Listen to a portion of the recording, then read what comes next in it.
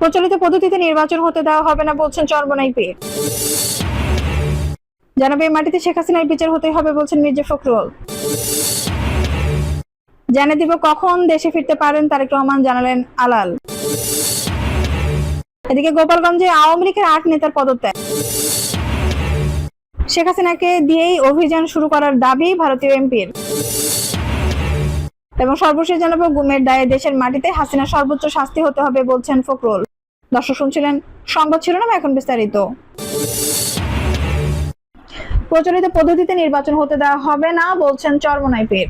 বাংলাদেশে প্রচলিত পদ্ধতিতে নির্বাচন হতে দেওয়া হবে না বলে মন্তব্য করেছেন ইসলামী আন্দোলন বাংলাদেশের আমির ও চরমোনাই পীর সৈয়দ মোহাম্মদ রেজাউল করিম। শুক্রবার 22 আগস্ট বিকেলে রাজধানীর শাহবাগে ইসলামী ছাত্র আন্দোলনের প্রতিষ্ঠা বার্ষিকী উপলক্ষে ছাত্র সমাবেশে প্রধান অতিথির বক্তব্যে এই কথা বলেন তিনি বলেন, বাংলাদেশের সিংহভাগ রাজনৈতিক দল পিআর পদ্ধতিতে নির্বাচন চায়, তা জনগণ পিআর চায় কিনা তা জানতে প্রয়োজনীয় গণভোট করতে হবে।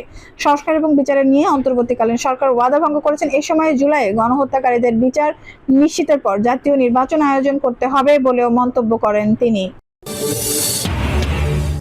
এই মাটিতে শেখ হাসিনার বিচার হতেই হবে বলছেন মির্জা ফখরুল।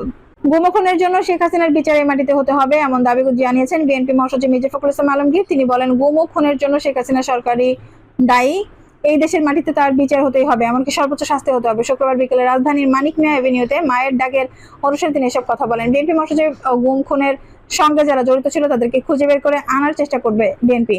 মানবতা বিরোধী অপরাধের সঙ্গে যারা জড়িত তাদের বিচার করা হবে। আর এর সঙ্গে সরাসরি জড়িত স্বৈরাচার শেখ হাসিনা দলের পক্ষ থেকে বলতে চাই, যতদিন পর্যন্ত আমরা তাদের শাস্তি দিতে না পারবো ততদিন আমরা ভুক্তভোগীদের পরিবারের সঙ্গে আছি।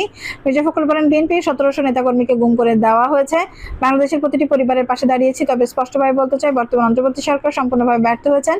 গুম খুনের শিকার স্বজনদের কষ্টের কথা স্মরণ করে বিএনপি মহাসচিব বলেন, সেই দিনগুলোর কথা মনে পড়ে। আন্দোলনের নামা অনেকেই গুম হয়ে গেল। এক পরিবারের 7 জন পর্যন্ত গুম হলো। স্বজনহারা ছোট বাচ্চাদের দেখলে কষ্ট হয়, কারণ তাদের এক সময়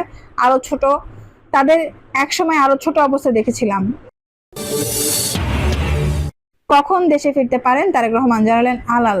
21 আগস্ট গ্রেনেড হামলার মামলায় রায়ে খালাসে পেলেই বিএনপির ভারপ্রাপ্ত চেয়ারম্যান তারেক রহমান দেশে ফিরবেন বলে জানিয়েছেন চেয়ারপারসনের উপদেষ্টা সৈয়দ মোয়াজ্জেম হোসেন আলাল। তিনি বলেছেন, তারেক রহমানের একটি স্পর্শকাতর মামলা আপিল বিভাগে শুনানি গতকাল বৃহস্পতিবার শেষ হয়েছে। রায় ঘোষণার পর যদি উনি খালাস পান তখনই উনি দেশে ফিরবেন, এমনটাই আমাদের ধারণা দিয়েছেন। শুক্রবার 22 আগস্ট বরিশাল রিপোর্টার্স ইউনিটির মিলনায়তনে সাংবাদিকদের সঙ্গে মতবিনিময়কালে আলাল এসব কথা বলেন। বিএনপি চেয়ারপারসন এই উপদেষ্টা বলেন, আগামী ফেব্রুয়ারিতেই ভোট হবে। আমরা চাই নির্বাচন সঠিক সময়ই হোক, কারণ দায়বদ্ধ সরকার না থাকার কারণে বিনিয়োগ বন্ধ, অর্থনীতি স্থবির হয়ে আছে। ব্যাংক খাত পুনর্গঠনের জন্য জনগণের ম্যান্ডেটপ্রাপ্ত সরকার দরকার। পিআর পদ্ধতির কড়া সমালোচনা করে আলাল বলেন, কাকে ভোট দিয়ে সংসদে পাঠাচ্ছেন তা জানার অধিকার জনগণের রয়েছে, কিন্তু এই পদ্ধতিতে সেই সুযোগ নেই। আরো মজার বিষয়, যারা পিআর চান তারাই আবার 300 আসনে প্রার্থী ঘোষণা করেছেন।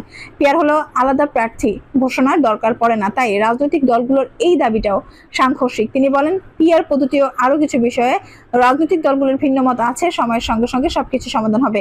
গণতন্ত্র মানেই তো সবাই নিজেদের মতো মতামত দিতে পারা, যেটা পতিত সরকারের সময় দেওয়া সম্ভব হয়নি। সবাই উপস্থিত ছিলেন বরিশাল রিপোর্টার্স ইউনিটির সভাপতি আনিসুর রহমান খান সহ স্থানীয় সাংবাদিকেরা। গোপালগঞ্জে আওয়ামী লীগের 8 নেতার পদত্যাগ। গোপালগঞ্জে এবার একসঙ্গে আওয়ামী লীগের 8 নেতা সংবাদ সম্মেলন করে দল থেকে পদত্যাগের ঘোষণা দিয়েছেন। বৃহস্পতিবার বিকেলে গোপালগঞ্জের মুকসুদপুর উপজেলার ননিখির উচ্চ বিদ্যালয়ের মাঠে আয়োজিত সংবাদ সম্মেলনে তারা এই ঘোষণা দেন।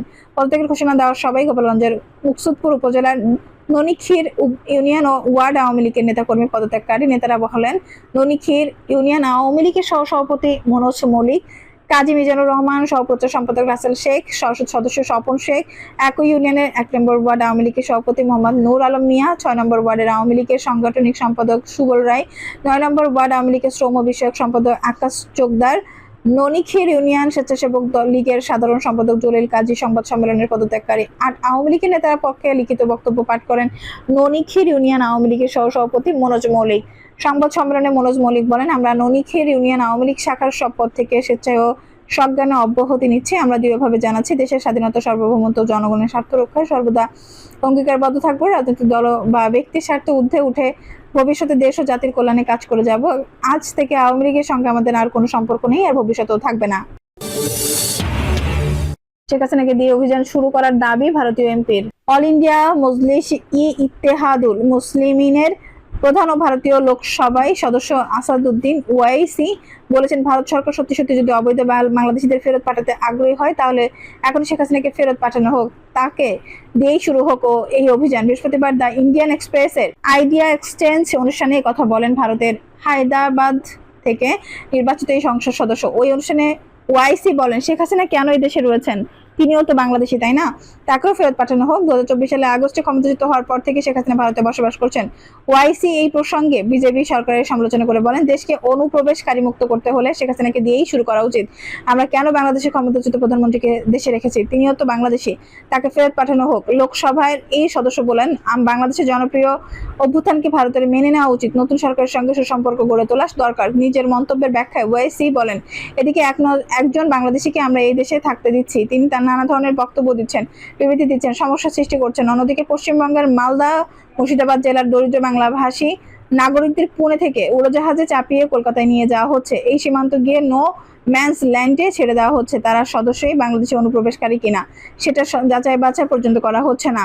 তারা সত্যি বাংলাদেশি অনুপ্রবেশকারী কিনা সেটা যাচাই বাছাই পর্যন্ত করা হচ্ছে না। তিনি বলেন, যিনি বাংলা ভাষায় কথা বলছেন তিনি বাংলাদেশি হয়ে যাচ্ছেন। কি ধরনের বিদেশাঙ্ক কাজ করছে। এ থেকে বোঝা যায় এইসব মানুষকে বন্দিশালায় আটকে রাখার অধিকার পুলিশকে কে দিয়েছে, এখানে সবাই পাহারাদার হয়ে গেছে। গুমের দায়ে দেশের মাটিতে হাসিনার সর্বোচ্চ শাস্তি হতে হবে বলছেন ফখরুল। আওয়ামী লীগের আমলে দেশে সংঘটিত গুম ও হত্যাকাণ্ডের জন্য সাবেক প্রধানমন্ত্রী শেখ হাসিনার দায় প্রমাণিত হয়েছে বলে দাবি করেছেন বিএনপি মহাসচিব মির্জা ফখরুল ইসলাম আলমগীর। তিনি বলেছেন, আজকে প্রমাণিত হয়েছে হাসিনা এই হত্যাকাণ্ডের জন্য দায়ী, হাসিনা এই গুমের জন্য দায়ী। সুতরাং হাসিনার বিচার অবশ্যই হতে হবে, দেশের মাটিতে হতে হবে এবং তার সর্বোচ্চ শাস্তি হতে হবে। আজ শুক্রবার বিকেলে রাজধানীর মানিক মেয়ে এভিনিউ এক মানববন্ধন কর্মসূচিতে মির্জা ফখরুল এই কথাগুলো বলেন। আওয়ামী লীগ শাসন আমলে গুমের শিকার ব্যক্তিদের স্মরণে মায়ের ডাক এই মানববন্ধনের আয়োজনে জানান, মানববন্ধনে গুম ও হত্যাকাণ্ডের শিকার শতাধিক পরিবারের সদস্যরা উপস্থিত ছিলেন। মানববন্ধনের সমবেতদের উদ্দেশ্যে মির্জা ফখরুল ইসলাম আলমগীর বলেন, আপনারা নিরাশ হবেন না, জনগণের আন্দোলন কখনো ব্যর্থ হয় না, আজ পর্যন্ত হয়নি। বিএনপি মহাসচিব বলেন, এই কথা ভাবা ভুল হবে যে বিএনপি এই বিষয়গুলো আওয়ামী লীগ শাসনামলে বিরোধীর মতো দেশের নেতাকর্মী ও সাধারণ মানুষ গুম ও হত্যাকাণ্ড এড়িয়ে যাবে। বিএনপি নির্বাচন অবশ্যই চাই, নির্বাচন চাই বিচারকে নিশ্চিত করার জন্য, বিচারগুলোকে ত্বরান্বিত করার জন্য। দর্শক, এই ছিল এখনকার সর্বশেষ সংবাদ। নিউজটি ভালো লাগলে অবশ্যই একটা লাইক দিন, কমেন্ট আপনার মূল্যবান মতামত জানান। সবসময় আমাদের পাশে থাকতে সাবস্ক্রাইব করে বেল বাটনটি অন করে রাখুন। ধন্যবাদ।